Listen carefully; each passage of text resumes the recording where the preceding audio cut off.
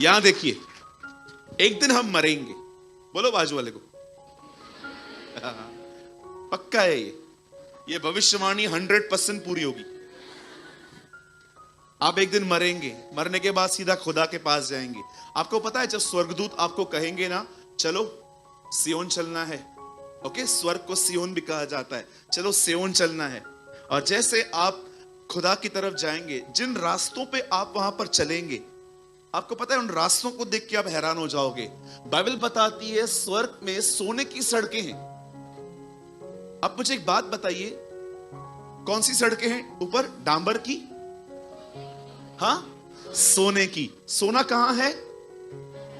अच्छा, पृथ्वी पे सोना कहां पहना जाता है?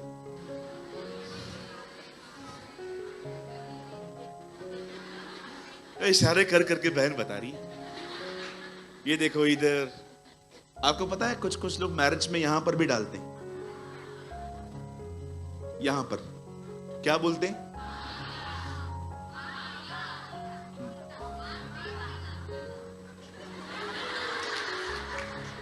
किसी का किसी से मैच नहीं कर रहा है। हाँ ठीक है मेरी बहन, ठीक है, तू तो ब्यूटी पार्लर चलाती है लगता है। इधर रखते हैं। जो चीजें आपके यहां पर सर पर हैं, वो चीजें स्वर्ग में पैरों के नीचे हैं।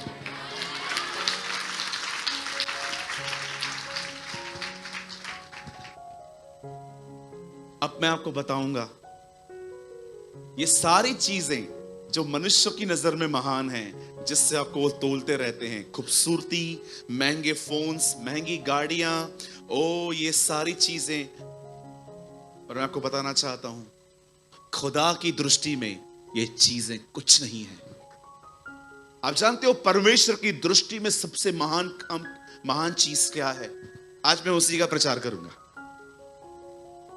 मैं आपको बताना चाहता हूं, ये वो चीजें हैं जो जीसस को आपके प्रति इंप्रेस कर सकती हैं। आपके प्रति वो देख सकता है, इसके पास ये है। आप जानते हो बाइबल बताती है परमेश्वर और मनुष्य के विचारों में जमीन और आसमान का अंतर है।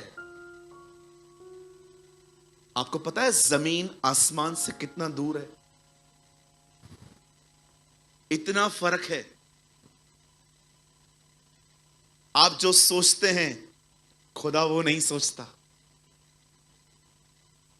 अगर आप ये भी समझ गए ना, जो मैं सोच रहा हूं खुदा वो नहीं सोच रहा, आप बिलीव कीजिए आपकी दुआएं बढ़ जाएंगी कि प्रभु मुझे बता तू क्या सोच रहा है। सुनिए, एक समय था जब इज़राइल के लोगों ने परमेश्वर से एक किंग मांगा था, एक राजा। इससे पहले कोई राजा नहीं था, रूलर। कोई हो जो हमारे आगे आगे चले, कोई हो जो हमारे ऊपर खड़ा रहे। यह बात उन्होंने सैमुएल को कही थी आके, और सैमुएल ने खुदा को कही। परमेश्वर ने कहा ठीक है, तू उन्हें दे दे। इज़राइल का पहला राजा बिन्यामीन के गोत्र का था, जिसका नाम था शाऊल। और वचन कहता है उसने 40 साल तक इज़राइल के ऊपर राज्य किया। लेकिन साफ साफ है वो 40 साल तक अकेला राज्य करता रहा, क्योंकि परमेश्वर ने उसे बहुत जल्दी छोड़ दिया था। आप जानते हो जब परमेश्वर ने उसे राजा बनाने के लिए बुलाया, तो जानते हो उसमें खूबियां क्या थी, क्या क्वालिटी थी? आप याद रखिए, उद्धार पापियों के लिए है, लेकिन सेवकाई के लिए खूबियां देखी जाती हैं। अगर आपको लगता है कि परमेश्वर किसी को भी सेवकाई दे देगा, आप गलत हैं। याद रखिए, जब परमेश्वर एक व्यक्ति को कलीसिया में बुलाता है तो इसलिए बुलाता है ताकि वो पापों से मुक्ति पाए, वो माफी पाए, वो आजाद हो। लेकिन जब परमेश्वर किसी को सेवकाई के लिए बुलाता है तो वो ऐसे ही नहीं बुलाता है, वो कुछ चीजें उसमें देखता है। इसीलिए तीमुथियुस में लिखा है सेवक की जिंदगी कैसे होनी चाहिए, आप पढ़ के देखिए। वो पियक्कड़ नहीं होना चाहिए, वो झगड़ालू टाइप का व्यक्ति नहीं होना चाहिए। बहुत सारी चीजें वहां पर लिखी गई हैं। उद्धार के लिए पापियों को बुलाया जाता है, सेवकाई के लिए खूबियों से भरे हुए व्यक्ति को बुलाया जाता है। आप स्मोकिंग करोगे और आपके ऊपर कोई भविष्यवाणी कर रहा है, ओ ब्रदर आप देखना एक दिन पास्टर बनोगे, बस उसे भविष्यवाणी कर दी, पूरा हो जाएगा आपके लिए। सबसे पहले सिगरेट फेंकना पड़ेगा। एक भाई आए थे मेरे पास मुंबई में मिलने, आपके दिल्ली के ही हैं। सूरज भाई, मैंने बोला बोलो भाई साहब बोलो। मुंह से गुटखे की बदबू आ रही थी उनके। आपको पता है ना, कुछ लोग 24/7 खाते, 24 घंटे 7 दिन खाते रहते। गुटखा खा के लग रहा था कि वो मुंह धो के नीचे से ऊपर मेरे पास आए। आज से 3 साल पहले एक परमेश्वर के दास में मेरे ऊपर भविष्यवाणी की थी, तुम पास्टर्स लोग झूठ क्यों बोलते हो, पूरी क्यों नहीं होती। मैंने कहा गुटखा खाना बंद किया, कर दूंगा ना, जा करके आप, भविष्यवाणी फिर पूरी होगी। क्या लगता है आपको मजाक समझ के रखा है? सबसे पहले तो बहुत सारी भविष्यवाणियां प्रभु की तरफ से होती ही नहीं है, इंप्रेस होके की जाती हैं। कभी कभी कुछ लोग को देखता हूं, सिर्फ देखते हैं कि कोई वेल ड्रेस है, किसने हाथ में गोल्ड पहना है, लगता है ये मालदार पार्टी है, कुछ लोग तो उसके ऊपर ही हाथ रखते। कोई भविष्यवाणी ऐसे नहीं होती। बाइबल बताती है भक्त जन पवित्र आत्मा की प्रेरणा से बोलता है। यीशु ने अपने 12 चेलों को चुना, एक भी अमीर नहीं था। पढ़ के देखो, मेहनत करने वाले लोग थे वो। सबसे पहले मैं आपको बताना चाहता हूं, ये जगह उन लोगों के लिए नहीं होनी चाहिए जिनके पास बहुत पैसे हैं। ये जगह उनके लिए होनी चाहिए जो बलिदान करके अभिषेक पाते हैं। आमीन। मैं आपको सच कहता हूं, बहुत सारी भविष्यवाणियां खुदा की तरफ से नहीं होती हैं। मेरे ऊपर एक आदमी ने हाथ रख के कह दिया था, ब्रदर 24 घंटे आपको प्रभु सेवकाई के लिए बुला रहा है। मैं घर आया, मैंने कहा प्रभु मैं छोड़ दूं? प्रभु ने कहा चुप करके काम पे जा। अरे उसने कहा जो तेरे नॉलेज पे इंप्रेस होके बोला है उसने, तो जो प्रचार कर रहा था उसे अच्छा लगा और उसे बोल दिया। कुछ लोग इंप्रेस होके भी बोलते हैं। अगले दिन मुझे वो मिला, तुमने क्या सोचा? मैंने कहा अंकल मेरे घर का खर्चा 70,000 है, काम छोड़ देता हूं, खाली वो 70,000 हर महीने भेज दिया करो। ऊपर देख रहे थे। मैंने कहा ऊपर क्या देख रहे हो, सामने खड़ा हूं मैं। कोई बात नहीं, आप सेवा भी करो काम भी करो। क्या हुआ, भविष्यवाणी बदल गई? सारी, कई अपने पास वाले को, सारी भविष्यवाणियां प्रभु की तरफ से नहीं होती हैं। आजकल तो ट्रेंड हो गया है, ट्रेंड है ना। कुछ लोग आके कहते हैं पास्टर मेरे लिए भविष्यवाणी करो। मैं करूं? मैं कैसे कर सकता हूं? वो तो खुदा मेरे मन में डालना चाहिए ना। कुछ लोग आते हैं कहते हैं अन्य भाषा बोलो। कैसे बोलूं? बोलो बोलो बोलो, हालेलुया हालेलुया हालेलुया हालेलुया, बोलो बोलो बोलो। अरे क्या बोलूं, आ ही नहीं रहा है। क्या बोलूं?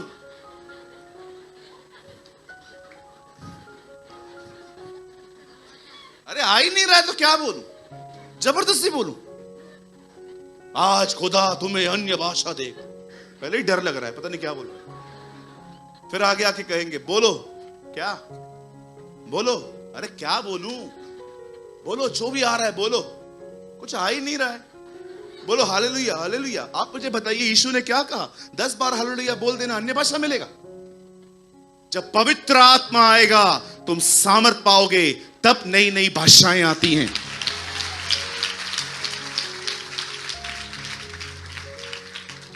और कभी कभी क्या होता है, जब प्रचारक बोलता है ना आत्मा से भर के, तब चर्च कॉपी करती है। समझो मैं कह रहा हूं ओ रांदा सुखो, और आप भी ओ रांदा। नहीं नहीं नहीं, ये कॉपी नहीं की जाती है, ये खुद ब खुद आता है। It's a sweet language of haven. किसी ने कहा क्यों नहीं समझ पाते हैं, डेविल क्यों नहीं समझ पाता है? आप जानते हो हस्बैंड और वाइफ कई बार जब कमरे में जाते हैं, दरवाजा बंद करते हैं, अंदर बैठ के बात करते हैं ताकि बाहर कोई न सुने। कुछ बातें ऐसी हैं जो सिर्फ जीसस और आपके बीच में है। आमीन। कोई क्यों समझे, कोई क्यों सुने पति पत्नी की बात? आप उसकी दुल्हन हो, वो आपका दूल्हा है। कुछ चीजें उसके और आपके बीच में रहने दो। आमीन। याद रखिएगा भैया,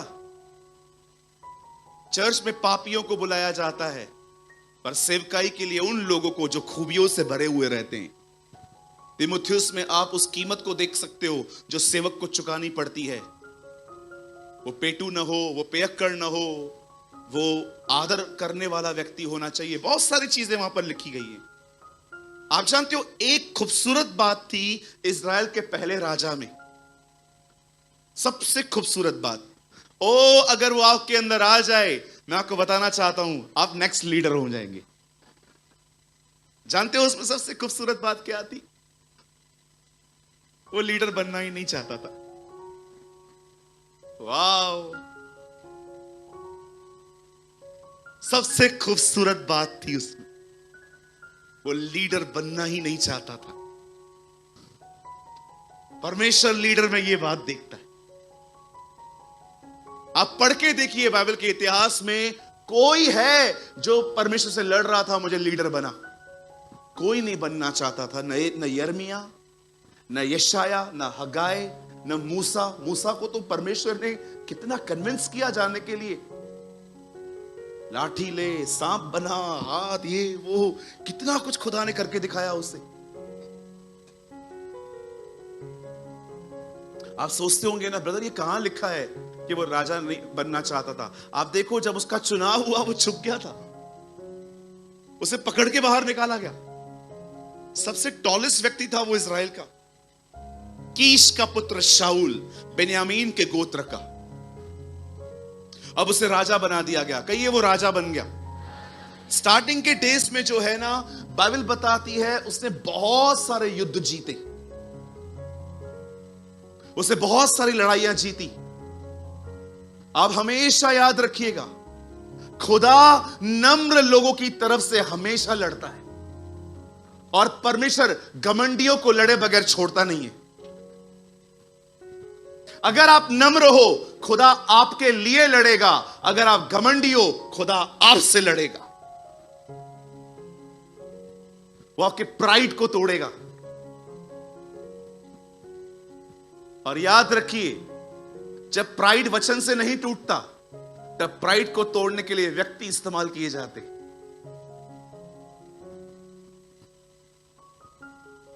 आपको क्या लगता है हम में घमंड नहीं है? मुझे पकड़ के यहां पर सब में घमंड है, मुझ में नहीं है। ये क्या है?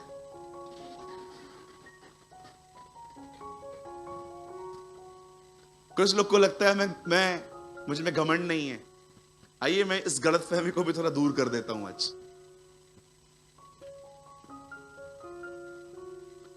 बुरा नहीं मानेंगे ना जब मैं कहूंगा अभी? चलो मान भी लो तो क्या होगा। यहां देखिए,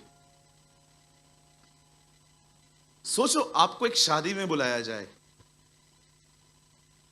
और कोई आप पे ध्यान ही न दे कि आप कहां बैठे हैं, आपने क्या खाया, आपने क्या पिया, और लास्ट में जब आप जा भी रहे थे तो उन्होंने हाथ तक आपसे नहीं मिलाया।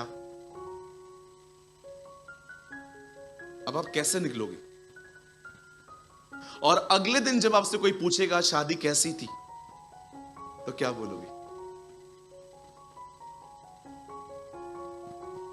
क्यों आपको ठेस लगी? किस चीज में आपको ठेस लगी? That's not a self respect, this is pride. कुछ लोगों ने घमंड को नया नाम दिया है सेल्फ रिस्पेक्ट। सेल्फ रिस्पेक्ट अलग होती है। किस दिन टीचिंग दूंगा इसके ऊपर मैं आपको। मेरा इज्जत नहीं है क्या? इधर भी इज्जत बनाने आया है तू? आजकल मैं लोगों को बोलता हूं तू घमंडी है, तो बोलते हैं मेरा कोई सेल्फ रिस्पेक्ट नहीं है क्या? घमंड को नया नाम मिला है आजकल, सेल्फ रिस्पेक्ट। सेल्फ रिस्पेक्ट नहीं, तुम घमंडी हो। You are a man of pride.